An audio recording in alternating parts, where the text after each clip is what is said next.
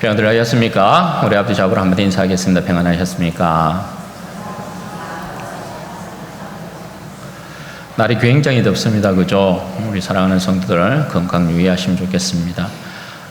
그리고 오늘 우리 사랑하는 중고청이 함께 했습니다. 우리 1분단 쪽이 이렇게 많이 찬 게 참 처음인 것 같다라는 생각도 들고 그렇네요.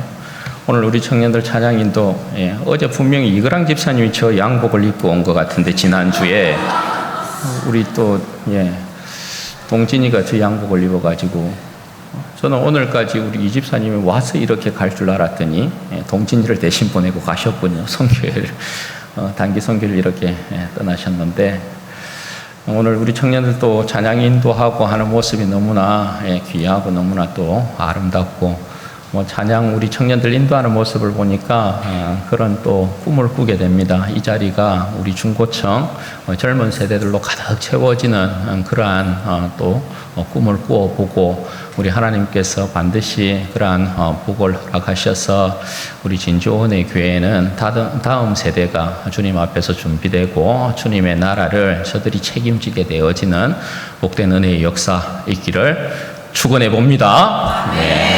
우리의 기도가 있으니까요. 분명히 그렇게 될 줄로 믿고 하나님 큰 은혜 내려주실 줄로 믿습니다.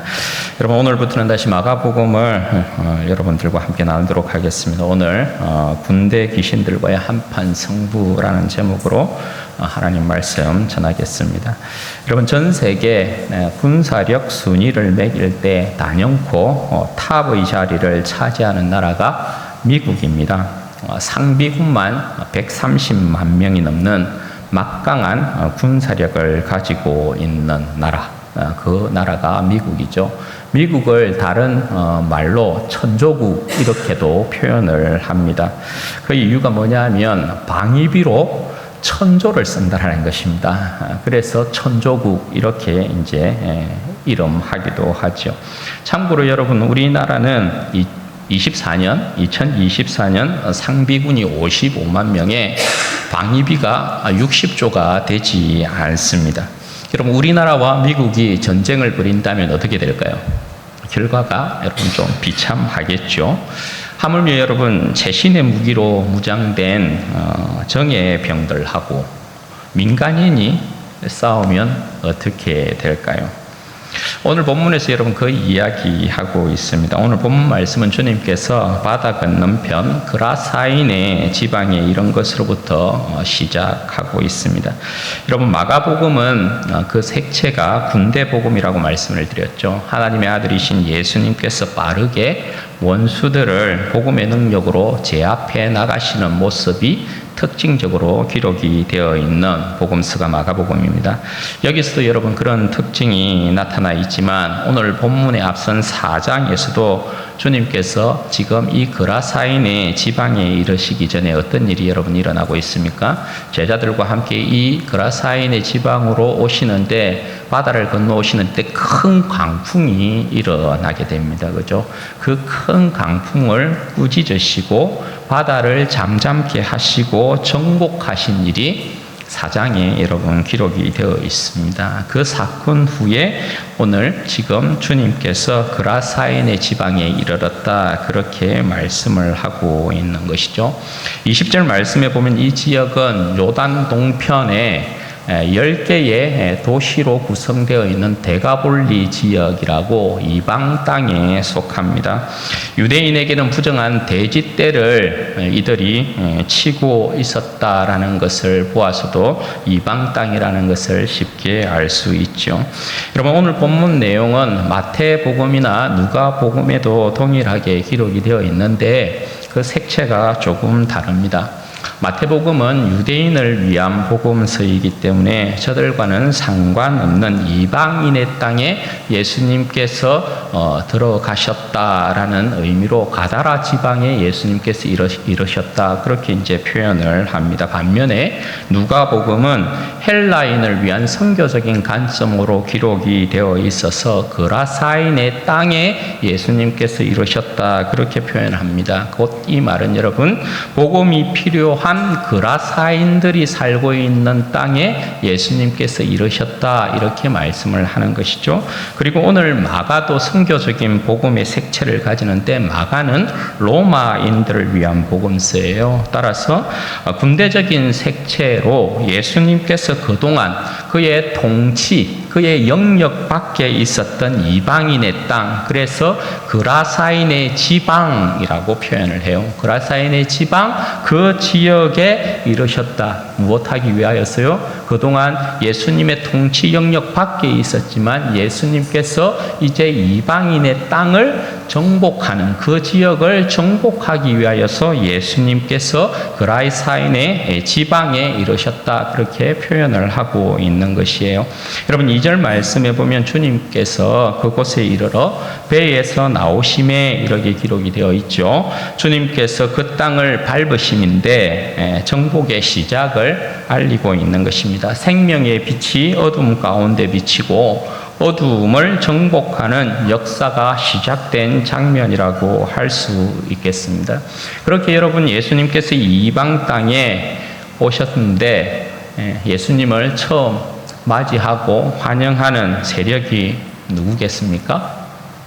이방 땅에 예수님께서 오신 것이니까 뻔하죠. 이방 땅을 정복하고 있었던 마귀의 세력들, 귀신들입니다. 2절 말씀에 보시면 배에서 나오심에 곧 더러운 귀신 들린 사람이 무덤 사이에서 나와 예수님을 만나니라, 그렇게 기록하고 있습니다. 귀신들이 알아차리고 나온 것입니다. 귀신들과의 한판 승부가 일어날 수밖에 없는 상황이죠. 여러분, 어떤 곳이든 어두움이 지배하고 있는 땅에 복음의 빛이 비치기 시작하면 그 땅에서의 영적인 전쟁은 필연적으로 따라오게 되어 있어요. 결코 여러분 피할 수 없죠. 복음서에서 예수님의 새로운 사역에 있어서 항상 귀신과의 싸움이 전면에 등장하는 이유가 또한 그런 의미라고 할 수 있습니다. 귀신들이 여러분 정복하고 있는 땅입니다. 따라서 여러분, 그 땅의 특징을 어떻게 말씀하고 있습니까? 더럽다, 그렇게 말씀합니다.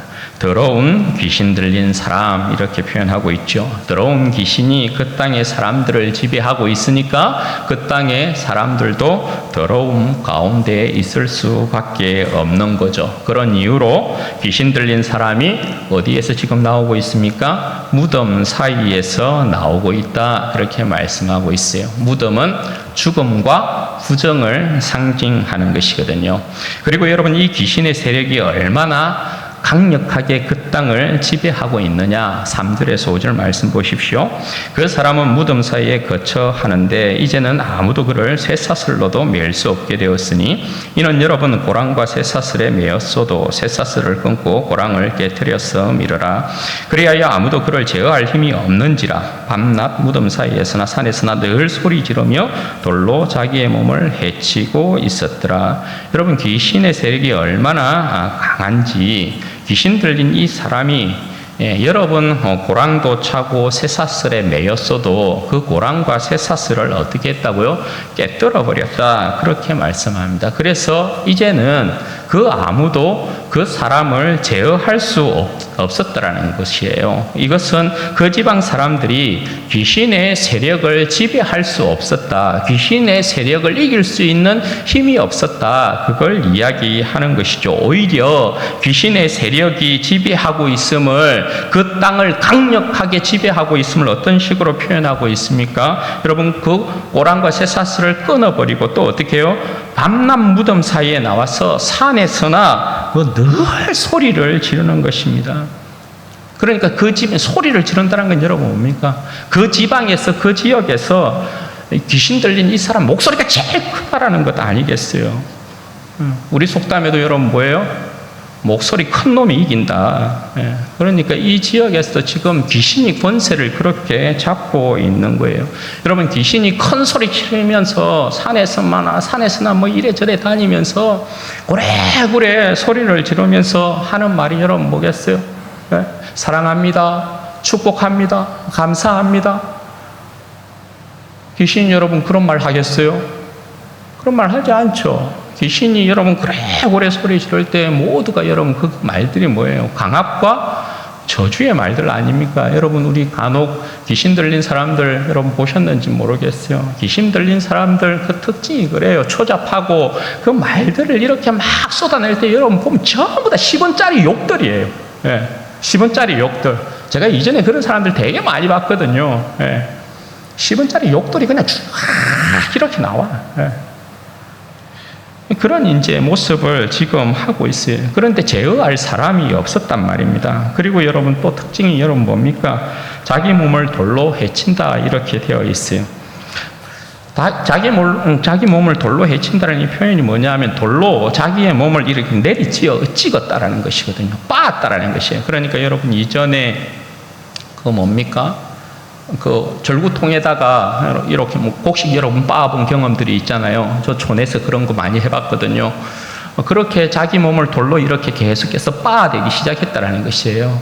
그런 여러분 이 사람이 얼마나 괴로웠겠어요. 얼마나 여러분 아팠겠어요. 여러분 이게 말하는 게 뭡니까? 더러운 귀신의 세력, 강한 마귀의 세력 아래 갇혀있는 이방인의 비참한 모습이요. 인류의 비참한 모습을 그렇게 대변하고 있는 것이죠. 여러분 이 귀신은 9절 말씀에 보면 예수님께서 내 이름이 뭐냐라고 물어볼 때 뭐라고 이야기합니까? 군대입니다. 이렇게 고백을 합니다. 여러분 죽은 자나 혹은 죽은 자의 조상이 여러분 아닙니다. 귀신의 세력은 절대 여러분 그런 세력이 아니에요. 귀신은 타락한 천사의 존재들을 이야기해요. 그 우두머리를 마귀, 사탄이라고 이야기하는 것이고 그 밑에 졸개들을 귀신이라고 이야기해요. 내 이름이 무엇이냐라고 물어보았을 때 이들이 대답하길 여러분 죽은 조상의 이름을 이야기하고 있는 게 아니에요. 군대입니다. 그렇게 이야기를 하고 있잖아요. 이 군대라는 이 단어는 헬라어로 레기온이라는 뜻이에요. 레기온이라는 이 단어인데 레기온이라는 건 6,000명, 로마 시대 때 6,000명으로 편성이 되어 있는 군대 단위를 레기온 이렇게 이야기해요. 그러니까 군단을 이루고 있는 집단인 것이에요. 우리나라도 군대의 편제를 보면 최고 크기의 단위가 군단이에요. 군단, 1군단, 2군단. 숫자는 조금 다르지만 가장 큰 전투의 어떤 단위가 군단이라고 이야기하잖아요. 여기도 여러분 귀신 군단이에요. 6,000명으로 구성되어 있는 귀신의 큰 군단이 지금 그 사람 가운데 들어가 있는 거예요. 그러니까 여러분 군단이 그 지역의 그 사람을 지배하고 있고 그 지역에 있으니까 아무도 그 귀신의 세력을 지금 이길 수 없는 그런 상황 가운데 있는 거예요. 그들이 여러분 어떻게 귀신의 세력을 이길 수 있겠어요? 여러분 그것 아시나요? 마귀의 세력이 강하면 강할수록 그 역사하는 힘이 크면 클수록 인간의 존재라는 건 더욱 비참해진다라는 것입니다. 여러분 왜 인간이 죽은 자들의 공간인 무덤 사이에서 여러분 거처하며 나오겠어요? 왜 여러분 인간이 자신의 몸을 스스로 해야겠습니까? 여러분 하나님께서 사람을 자신의 형상과 모양대로 창조하시고 심히 보기에 좋았더라 하는 그 형상이 깨지고 있는 것 아닙니까? 그죠? 무덤 사이에 사람이 거처하고 있었다는 것은 하나님께서 에덴을 창조하시고 하나님의 생명의 풍성한 복이 거처하는 인간을 그곳에 두셨던 그 영광과는 지금 너무나 거리가 먼 그런 모습을 하고 있는 것 아니겠어요? 이것이 여러분 마귀의 권세 아래 놓인 인간의 불쌍함이고 비천함이다라고 말할 수 있는 것이에요. 귀신의 세력이 이렇듯 강하게 지배하고 있는 그라사인의 지방입니다. 예수님께서 그 땅을 밟으신 그날도 더러운 귀신들이 그들에게 잡힌 한 사람을 통해서 고래고래 소리 지르면서 저들의 권세를 떨치고 있었는데 멀리서 예수님을 본 것이에요. 멀리서 오고 계신 예수님을 그 귀신이 보았어요. 6절 7절 말씀입니다. 그가 멀리서 예수를 보고 달려와 절하며 큰 소리로 부르짖어 이르되 지극히 높으신 하나님의 아들 예수여 나와 당신이 무슨 상관이 있나이까? 원하건대 하나님 앞에 맹세하고 나를 괴롭히지 마옵소서. 여러분 무슨 장면입니까? 치어라 전쟁의 한판 승부가 일어날 줄 알았더니 귀신이 바로 항복하는 장면이에요. 여러분, 군단을 이룬 거대한 귀신들임에도 불구하고 싸울 생각도 아니하고 바로 주님을 멀리서 보고 그들이 달려와 절하고 엎드렸다라는 것입니다. 무릎 꿇은 것이죠. 그러니까 바로 항복을 선언하고 있는 거죠. 왜일까요? 왜 여러분 귀신들이 오늘 이 군단을 이룬 귀신이, 군대 귀신이 예수님을 멀리서 보고 달려와서 왜 바로 항복을 해버릴까요? 성산이 없는 싸움이라는 걸 알기 때문에 그런 것이죠. 어쨌어요? 오늘 여러분 군대 귀신의 이 고백이 뭡니까? 예수님을 멀리서 보고 그들이 예수님 앞에 와서 꿇어 엎드려서 예수님에게 살려주십시오 이렇게 할 때 그들이 예수님을 향해 고백하고 있는 그 고백이 뭐예요?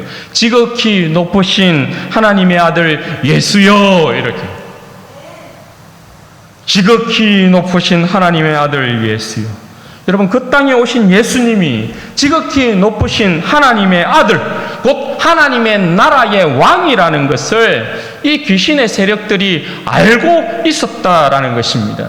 여러분, 이사야 37장에 보면 히스기야 시대에 하나님께서 그의 천사 하나로 아수르 군대 18만 5천을 그냥 하루아침에 전멸시켜버린 내용이 등장합니다. 여러분, 그 천군 천사를 거느시는 분이 꼬여가지고 거느리시는 분이, 그분이 누구라고요? 하나님의 아들이신 예수님이란 말이에요. 그러니 여러분, 싸움이 되겠냐고요? 귀신들은 이 사실을 너무나 잘 알고 있는 것 아닙니까? 지금 저들이 이 땅에 떨어져 하나님의 형상과 모양대로 창조되어진 인류를 저들과 똑같은 운명으로 만들기 위해서 그렇게 고군분투하고 있는 거잖아요. 이들은 이미 하늘의 전쟁에서 패한 이후에 이 땅 가운데 내려와서 지금 하나님의 백성들을, 하나님의 형상과 모양대로 창조된 인간들을 자신과 같은 운명으로 만들려고 그렇게 하고 있는 것이잖아요. 따라서 여러분, 주님께서 이미 더러운 귀신에게 명하기를 그 사람에게서 나오라 명하신 이상 저들이 구할 것은 나를 괴롭게 마옵소서 하고 주님의 은혜와 긍휼밖에 구할 것이 없는 거예요. 10절 말씀해 보면 저들이 그 지방에서 내보내지 마시기를 간구하고 있어요. 그러나 여러분, 이 일이 통할 일이 아닌 것이죠. 주님께서 그 땅을 밟으신 이유가 마귀의 세력을 정복하기 위함이지 않습니까? 마귀의 세력을 정복하고 마귀의 세력 가운데 잡혀있는 그 이방인들을, 불쌍한 이방인들을 구원하시기 위함이잖아요. 주님께서 그 땅을 밟으시고 정복하신 이상 마귀의 세력이 머물 곳은 없어요. 따라서 저들이 때마침 돼지의 큰 떼가 상곁에서 먹이를 먹고 있는 장면을 보고 돼지떼에 들어가기를 청하고 있습니다. 여러분, 이것이 말하는 것이 뭐겠습니까? 예수님으로 인해서 오갈 데 없는 마귀의 이 형편과 처지인 것이죠. 상황이 완전히 지금 어떻게 되어 있어요? 역전되어 버린 것입니다. 예수님께서 그 땅에 오시기까지는 그 땅을 지배하고 있었던, 왕노릇하고 있었던 귀신의 세력들 아니었습니까? 그런데 지금은 완전히 그 상황이 역전이 되어 버린 것입니다. 이제는 예수님으로 말미암아 저들이 오고 갈 데가 없는 그런 신세가 되어버린 것이란 말입니다. 저들이 갈 곳이라곤 저들의 감옥인 무저갱과 영원한 지옥밖에 없는 것이에요. 그러나 여러분, 돼지떼에게라도 들어가서 저들의 운명을, 저들의 생명을 연장하고픈 것입니다. 여러분, 귀신들이 짐승에게 들어가는 일은 성경에 여러분 기록되어 있지 않아요. 그것도 부정한 동물로 취급되는 돼지떼에게 들어가게 해달라는 것은 저들의 형편이 얼마나 비참한 지경에 이르게 되었는가에 대한 내용인 것이죠. 주님께서 여러분 이것을 허락합니다. 그런데 그곳에 유유자적 먹이를 먹고 있었던 2,000마리의 돼지떼가 귀신들이 자기에게 들어오니까 깜짝 놀란 것입니다. 깜놀한 것입니다. 엄마야, 이게 뭐냐 하면서 어떻게 합니까? 2,000마리의 돼지떼들이 비탈길을 비탈길로 따라서 바다에 처음 다 몰사해버린 것입니다. 그러니까 여러분, 이 내용은 뭘 이야기하는 것입니까? 주님께서 귀신의 세력, 부정한 그 땅을, 돼지떼로 가득 찬 부정한 그 땅을 깨끗하게 씻어버리고 있는, 감히 귀신의 세력과 부정한 것이 그 땅에 더 이상 있을 수 없다에 대한 부분을 말씀하고 있는 거죠. 여러분, 이 광경을 돼지를 치던 자들이 보고 깜짝 놀랐습니다. 도망치듯 그 일을 읍내와 여러 마을에 들어가서 소식을 전했는데 사람들이 이게 어찌된 일이냐 싶어가지고 전부 예수님께로 몰려들고 있습니다. 예수님께로 와서 보니까 군대 귀신 들렸던 그 사람이 옷을 입고 제정신을 차리고 앉아있는 모습이 보이는 것입니다. 여러분, 이 사람은 그동안에 옷을 입고 있지 않았던 사람이었습니다. 누가복음에는 그 이야기를 하고 있는데, 옷을 입지 않았다라는 것은 여러분 뭘 이야기하는 것입니까? 옷을 입지 않고 있었다라는 것은 수치로 여기지 않고 있었다라는 것을 이야기하는 거죠. 여러분, 사람은 양심상 죄를 지으면 수치심이라는 것을 느끼게 되어 있어요. 그래서 여러분, 첫사람 아담이 하나님의 말씀을 거역하고 난 이후에 죄를 지은 것을 알고 난 이후에 그의 몸을, 여러분, 부끄러운 몸을 가렸지 않습니까? 그러나 여러분, 벌거벗음 가운데 수치를 드러내고 있었다는 것은 죄를 죄로 여기지도 않았고 부끄러움도 느끼지 못하고 있었다라는 것을 말씀하는 것이에요. 오히려 그 수치를 드러내고 자랑질하고 있었다는 것입니다. 여러분, 사람이 죄의 권세, 마귀의 권세에 사로잡히면 나타나는 현상이 바로 이와 같은 거예요. 죄를 죄로 여기지 않아요. 죄를 지어도 부끄러운지 몰라요. 수치심이 없게 되는 것입니다. 여러분, 사람이 벌거벗음 가운데에서 죄를 여러분 수치로 느끼지 못하게 되면 죄를 먹고 마시게 됩니다. 죄를 기뻐하고 즐거워하게 됩니다. 그것이 여러분 지금의 이 엄난한 세상을 만들어 놓고 있는 것입니다. 그래서 여러분, 죄악이 판치는 세상은 무질서가 만연한 것입니다. 여러분, 죄가 가득한 그 세상 가운데 부끄러움을 드러내놓고 수치심을 느끼지 못하는 성적인 타락과 온갖 더러움이 가득한 세상을 보면 거기에 여러분 질서라는 게 보입니까? 질서라는 게 여러분 절대 보이지 않아요. 그러니까 이게 어떤 현상들이에요? 다 마귀에게 사로잡혀서 정신을 잃고 있는 현상이라는 거예요. 정신을 놓고 있는 현상이라는 거예요. 제정신이 아니라는 거예요. 제정신이. 여러분, 이번에 프랑스가 파리 올림픽을 통해서 그 개회식 때 보면 굉장히 기독교를 조롱한 것이 문제가 불거졌던 것 여러분 아시죠? 네. 제정신이 아닌 나라가 된 거예요. 여러분, 인권이라는 명분으로 기독교를 혐오하면서 동성애와 동성혼을 인정하는 나라가 프랑스예요. 네. 유럽 쪽이 다 그런 형태로 흘러가요. 네. 인권이라는 이름으로 그런 짓들을 법과 제도로 여러분 그렇게 딱 명확하게 이제 해놓고 있어요. 여러분, 이게 뭡니까? 여러분, 사람이 하나님의 형상과 모양대로 창조된 사람이 하나님에게서부터, 하나님께서 말씀하신 도덕과 윤리로부터 인권을 찾아내지 아니하면 사람은 그야말로 짐승보다도 못한 인격이 돼요. 짐승보다 못한 모습을 가지게 돼요. 짐승도 여러분 그런 짓은 하지 않습니다. 그런데 여러분, 인권이라는 이름으로 하나님을 떠나서 자기들 나름대로 자기의 양심에 따라, 그러니까 이 양심이 여러분 뭐예요? 이미 죄로 말미암아 타락하고 물들어 있는 그 양심을 따라 인권을 논하니까 짐승도 하지 않는 그 짓들을 합법화시켜 놓고 있는 것입니다. 사람을 굉장히 추잡하게 만들고 있는 거죠. 여러분, 존 칼빈의 나라입니다.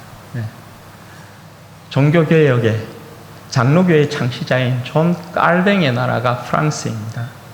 위고너들을 통하여서 한때 굉장한 부흥과 그 위건어들이 영국으로 여러분 스위스로 네덜란드로 처음부터 흩어져서 산업혁명을 이루고 처음부터 여러분 산업의 큰 발전을 가지고 온 나라가 여러분 프랑스의 위건어들이거든요. 개신교도들이란 말입니다. 한때 여러분 프랑스의 개신교도들이 46% 정도까지 되었어요. 그런데 지금 여러분 그런 나라가 되어 있는 거예요. 프랑스인들도 그 개막식을 보면서 기겁을 했습니다. 네. 그 장면들이 나와요. 여러분 옷을 벗고 제정신이 아니었던 이 사람이 말입니다. 온전한 모습으로 예수님으로 말미암아 앉아 있어 놓으니까 사람들이 그 모습을 보고 이게 뭔 일이고 그러면서 사람들이 다 두려워했는데 귀신 들렸던 그 사람이 자기가 당한 일을 그들에게 증거했어요. 그리고 돼지를 치던 사람도 자기가 본 것을 그 사람들에게 증거했습니다. 그걸 듣고 그 그라사인 지방에 살고 있는 이 사람들이 보인 반응이요. 17절 말씀 보십시오. 놀랍죠? 그들이 어떻게 해요? 그들이 예수께 그 지방에서 떠나기를 강구하더라. 여러분 굉장히 놀라운 반응 아니겠어요? 여러분 저들을 마귀의 권세에서부터 해방시키고 자유케 하고 구원하기 위하여서 오신 하나님의 아들, 지극히 높으신 하나님의 아들 예수를 저들이 영접하고 환영하고 기뻐하고 절구하는 것이 아니라 그 지역에서 떠나시기를 강구했다라는 것입니다. 왜 그럴까요? 왜요? 당장 저들이 입은 경제적인 손해 때문에 그런 것이죠. 그 지역은 돼지로 먹고 사는 지역인데 저들의 재산상에 손해를 끼치는 왕이 무슨 필요가 있겠어요? 그러니까 떠나시기를 강구한 거죠. 여러분 그 옛날 이스라엘 백성의 모습과 같지 않습니까? 애굽에서 구원하여 내었더니 광야에서 조금 배고프고 힘들게 되니까 저들의 불신앙을 그대로 드러냅니다. 애굽에 있었을 때가 좋았는데 그때는 생선과 오이와 참외와 부추와 파와 마늘도 우리가 먹었다 아이가. 여러분 이게 뭡니까? 이것을 여러분 노예 근성이라고 하는 것이거든요. 노예 근성. 노예로 살아도 좋아요. 바로 왕이 주는 고기와 술을 먹고 마시면 그것으로 우리는 좋게요. 마귀의 권세 아래 살아도 좋아요. 마귀가 주는 고기와 소주 한 잔이면 그것으로 행복해요. 그냥 세상에서 먹고 마시면서 나 그냥 지옥 갈래요. 이런 거예요.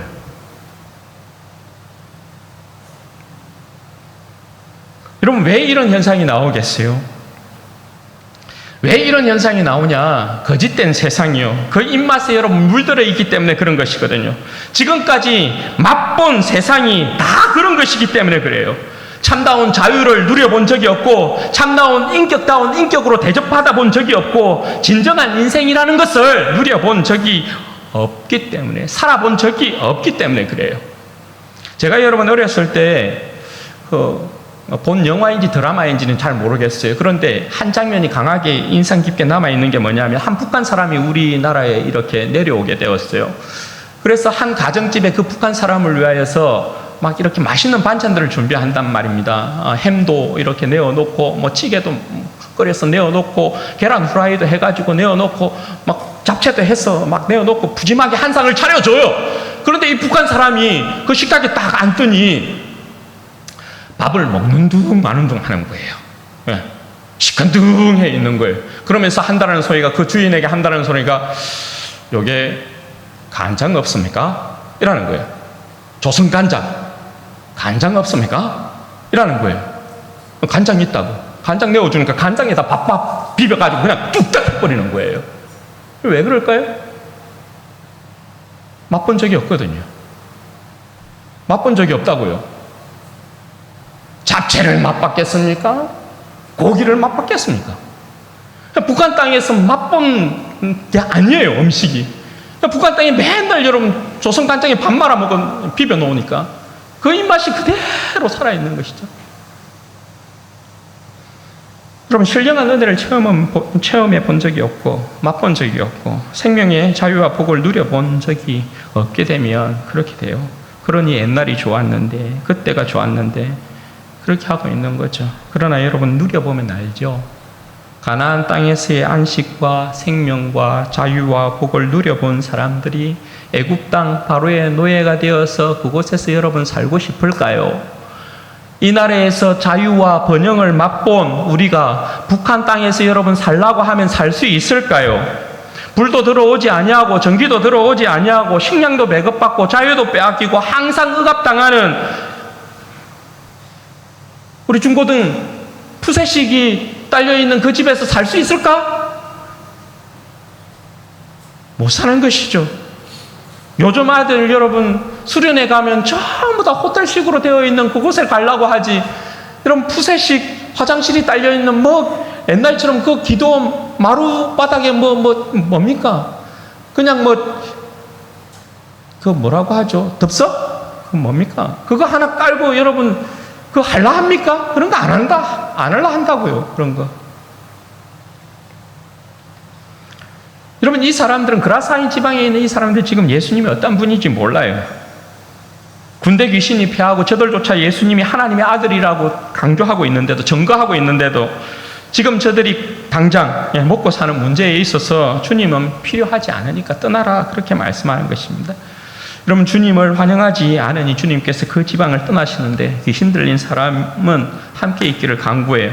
그런데 주님께서 허락하지 아니하시고 뭐라 말씀하십니까? 19절 말씀에 보면 허락하지 아니하시고 그에게 이르시되 집으로 돌아가서 주께서 내게 어떻게 큰 일을 행하사 너를 불쌍히 여기신 것을 내 가족에게 알리라 그렇게 말씀하십니다. 주님께서 그 자신에게 행하신 일을 가족에게 알리라 그렇게 말합니다. 가족은 기초 단위이기 때문에 그렇죠. 복음으로 정복해야 하는 기초 단위가 가족부터이기 때문에 그래요. 그렇게 주님의 정인으로 그 사람이 그곳에 머물면서 그 사람이 어떻게 해요? 20절 말씀에 보면 대가볼리 저녁에, 가족으로부터 시작해서 대가볼리 저녁에 예수님을 전거합니다. 그래서 그 사람으로 인해서 대가볼리의 모든 사람들이 주님께서 행하신 놀라운 일을 들었다 그렇게 말씀해요. 사랑하는 여러분, 우리는 죄와 사망의 권세에 사로잡혀 있었던 사람 아닙니까? 우리의 구원에 대해서 사도 바울이 에베소서 2장 1절에서 3절에 이렇게 말씀합니다. 그는 허물과 죄로 죽었던 너희를 살리셨도다. 그때의 너희는 그 가운데서 행하여 이 세상 풍조를 따르고 공중의 권세 잡은 자를 따랐으니 곧 지금 불순종의 아들들 가운데서 역사하는 영이라. 곧 지금 불순종의 아들들 가운데서 역사하는 영이라. 그러니까 지금도 여러분 여전히 마귀가 이 세상의 불순종의 아들들 가운데 역사하고 있다는 것 아닙니까? 그죠? 악의 영들이 이 세상을 지배하고 있다는 것 아닙니까? 전에는 우리도 다 그 가운데서 우리 육체의 욕심을 따라 지내며 육체와 마음에 원하는 것을 하여 다른 이들과 같이 본질상 진노의 자녀였다 그렇게 말씀합니다. 여러분 우리는 죄와 사망의 권세 아래서 악의 영에 사로잡혀 있었던 사람들이었습니다. 결단코 그 누구도 해방시킬 수 없는 악의 권세, 그 소나기에 잡혀 있었던 백성들이었다 그렇게 말씀하고 있단 말입니다. 그 안에서 여러분 우리의 삶이라는 것이 어땠습니까? 우리의 형편과 처지라는 것이 여러분 무엇이었습니까? 무덤 사이에 거처를 두고 온갖 더러움과 부정 가운데 살았던 우리의 인생 아니었습니까? 하나님 없이 모든 삶의 모습에 있어서 육체의 욕심을 따라 육체와 마음에 원하는 것을 하며 살았던 인생들 아니었습니까? 갈라디아서 5장 19절에서 21절 말씀에 보면 육체의 일에 대한 부분을 어떻게 설명을 하느냐? 육체의 일은 분명하니 곧 음행과 더러운 것과 호색과 우상숭배와 주술과 원수 맺는 것과 분쟁과 시기와 분냄과 당짓는 것과 분열함과 이단과 투기와 술취함과 방탕함과 또 그와 같은 것들이라. 전에 너희에게 경계한 것 같이 경계하노니 이런 일을 하는 자들은 하나님 나라를 유업으로 받지 못할 것이요. 여러분 육체의 일은, 그러니까 마귀의 권세 아래서 행하였던 모든 육체의 더러운 일들은 하나님의 나라와 상관이 없다 이렇게 말씀합니다. 너희가 하나님의 나라를 상속받음에 있어서 육체의 더러운 일을 행했을 때는 하나님의 나라와 전혀 상관이 없었던 자들이다. 하나님의 나라는 육체의 욕심을 따라 행하는 온갖 더러운 일을 행하는 그들과는 상관이 없는 나라다 이렇게 말씀했단 말입니다. 우리는 그렇게 하나님의 나라와 전혀 상관없는 그런 삶을 살았던 인생들이었다라는 것이죠. 마귀가 끄는 대로 끌려다니면서 벌거벗음이라는 수치도 느끼지 못하고 제정신이 아닌 모습으로 하나님과 우리 주 예수 그리스도를 모독하며 대적하며 살았던 그런 인생들이었다, 그렇게 말씀하고 있는 것이죠. 그런 우리의 인생을 주님께서 불쌍히 여기시고 우리를 구원하기 위하여서 이 땅 가운데 오신 것이지 않습니까? 그라사인의 광인을 구원하기 위하여서는 주님께서 폭풍우를 뚫고 그 귀신들을 물리치고 그 그라사인의 광인을 구원한 것이지만, 오늘 우리를 구원하시기 위해서는 주님께서 죽음을 뚫고, 십자가의 그 죽음을 뚫고 죄와 사망의 권세 가운데 눌려 있었던 우리를 구원해내신 것이지 않습니까? 그렇게 주님이 우리를 구원하신 것이라고요. 그렇게 여러분, 주님께서 벌거벗은 우리의 인생을 죄와 사망의 권세에서부터 해방시키시고 우리로 하여금 예수 그리스도로 옷 입게 했습니다. 그 영광의 옷을 우리에게 입히시고 정신을 차리게 만들어 놓았습니다. 갈라디아서 3장 27절, 누구든지 그리스도와 합하기 위하여 세례를 받은 자는 그리스도로 옷 입었느니라. 여러분, 그리스도로 옷 입고 정신이 온전해진 우리가 해야 될 일이 뭡니까? 다시 애굽에 있었을 때 바로의 종으로서 먹고 마셨던 생선과 오이와 참외와 부추와 파와 마늘을 생각해야 합니까? 세상을 추억하며 육체의 정욕대로 살고 고기 한 점에 소주 한 잔 했던 그 시절을 여러분 다시 추억하며 그때가 좋았는데 하고 있어야 되는 것입니까? 귀신의 권세에 사로잡혀 벌거벗었을 때 그래도 그때는 큰 소리치며 살았었는데, 그때가 좋았는데 그렇게 하며 살아야 되는 우리의 인생입니까? 그게 아니죠. 그리스도로 옷 입고 정신이 온전하여졌으면 정신을 차려야 합니다. 로마서 13장 14절 말씀이, 오직 주 예수 그리스도로 옷 입고 정욕을 위하여 육신의 일을 도모하지 말라.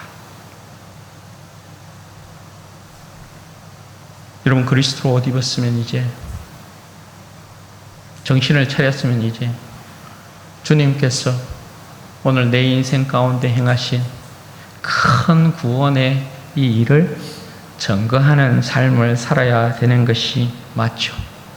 끊임없이 우리 주 예수 그리스도의 십자가를 여러분 생각하고 날 구원하신 그 사랑과 그 은혜와 그 영광을 감사하고 감격하고 감탄하며 그렇게 살아야 되는 것 아닙니까?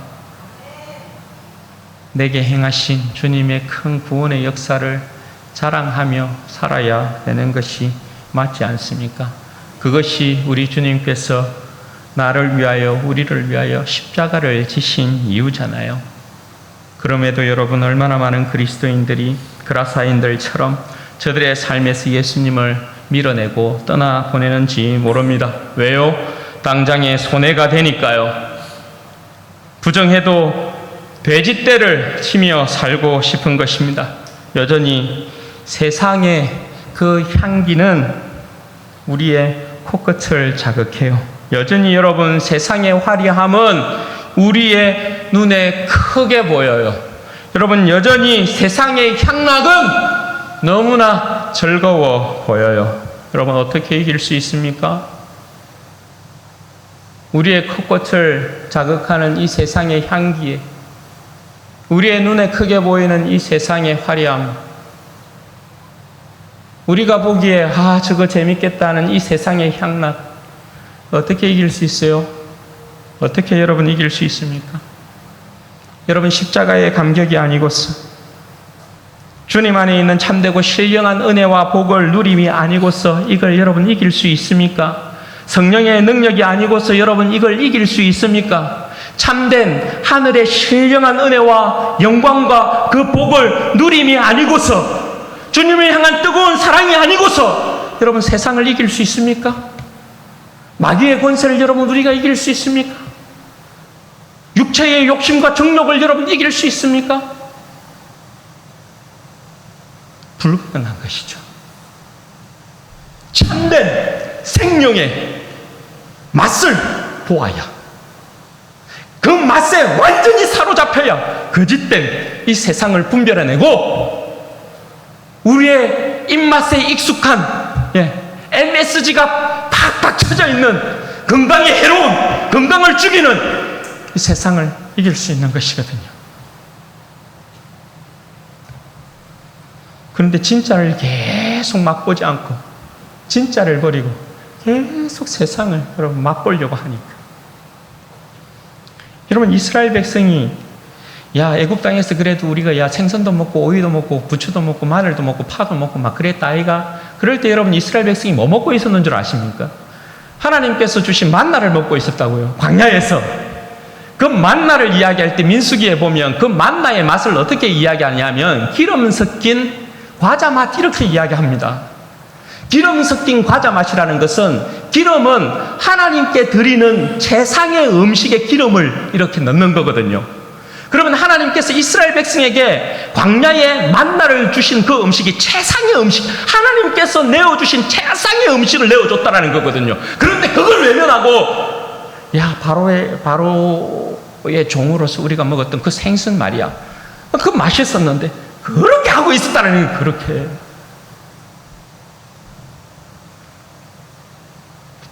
그런 여러분 진짜를 맛보지 아니하면 계속해서 가짜에 속는다고요. 가짜에. 데살로니가전서 5장 5절에서 8절 말씀을 보면서 사도 바울이 이렇게 이야기해요. 너희는 다 빛의 아들이요 낮의 아들이라. 우리가 밤이나 어둠에 속하지 아니하나니 그러므로 우리는 다른 이들과 같이 자지 말고 오직 깨어 정신을 차릴지라. 자는 자들은 밤에 자고 취하는 자들은 밤에 취하되 우리는 낮에 속하였으니 정신을 차리고 믿음과 사랑에 호심경을 붙이고 구원의 소망의 투구를 쓰자. 정신을 차리자라는 거예요. 정신을 차리자. 우리는 빛에 속한 자들이니까, 빛의 자녀들이니까 정신을 차리자라는 것이에요. 여러분, 우리는 빛의 자녀들. 이 어두운 세상 가운데 정신을 차려야 된다. 정신을 차리지 아니하면 넘어가요. 1885년 4월 5일 부활절 아침, 언더우드 선교사가 이 땅에 인천 제물포항에 첫 발을 이렇게 디딥니다. 본격적인 복음의 역사가 시작된 날이라고 할 수 있어요. 여러분, 복음의 사자가 주님께서 그에게 행한 큰 일을 증거하며 복음의 빛을 이 조선 온 땅을 다니면서 비추기 시작했어요. 어둠의 권세와 맞짱을 뜨면서 예수 그리스도의 이름으로 이 어두운 세상 가운데 복음을 전하기 시작했어요. 그 열매가 여러분 오늘 우리들인 거예요. 여러분, 우리 앞을 가로막는 어둠의 권세는 존재하지 않습니다. 우리 주님께서 이미 마귀의 권세를 멸했기 때문에 그런 것입니다. 야고보서 4장 7절에서 8절 말씀. 그런즉 너희는 하나님께 복종할지어다. 마귀를 대적하라. 그리하면 너희를 피하리라. 하나님을 가까이 하라. 그리하면 너희를 가까이 하시리라. 여러분, 다시 한번. 그런즉 너희는 하나님께 복종할지어다. 마귀를 대적하라. 그리하면 너희를 피하리라. 하나님을 가까이 하라. 그리하면 너희를 가까이 하시리라. 여러분, 하나님을 가까이 하면 하나님께서 우리를 가까이 하십니다. 하나님이 우리를 가까이 하면 우리는 이 세상을 이깁니다. 마귀의 권세를 이깁니다. 우리는 이 세상을 물리치는 빛으로 부름받고 있기 때문에 그런 것입니다. 사랑하는 여러분, 아십니까? 여러분들에게 행한 예수님의 구원의 큰 일을 증거하면 여러분이 머무는 어디에서나, 여러분들이 자리하고 있는 어느 곳이나 어둠의 권세가 물러간다는 사실을 기억하시기를 바랍니다. 바라기는 우리 모든 성도들이 빛의 사자들로서, 주님의 십자가의 군병으로서 주님께서 우리에게 행하신 큰 일들을 증거하심을 통해서 문 영혼들을 구원해내시고 주님 나라의 충성된 자들이 되시기를 주님의 이름으로 축원드립니다. 그럼 이 시간에 같이 한번 기도하십시다. 하나님, 이 인생으로 하여금 내 주 예수 그리스도만을 기뻐하고 주님을 가까이 하는 인생 되게 하시며, 하나님 예수 그리스도의 권세와 예수 그리스도의 이름으로, 예수 그리스도의 능력으로 이 세상을 물리치는 인생이 되게 하시고, 어느 곳에 가든지 내게 행하신 예수 그리스도의 큰 구원을 자랑하는 예수 그리스도의 충성스러운 빛의 자녀요 십자가의 군병이 될 수 있도록 은혜와 복을 주옵소서. 같이 한번 우리 주여 한번 부르짖고 기도하십시다. 주여.